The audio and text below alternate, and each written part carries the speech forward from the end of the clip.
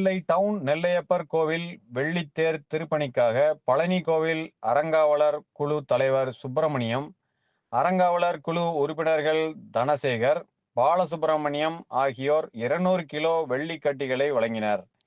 இவர்களிடமிருந்து வெள்ளிக்கட்டிகளை அமைச்சர் சேகர்பாபு பெற்று அவற்றை திருத்தேர் பணிக்காக ஒப்படைத்தார்.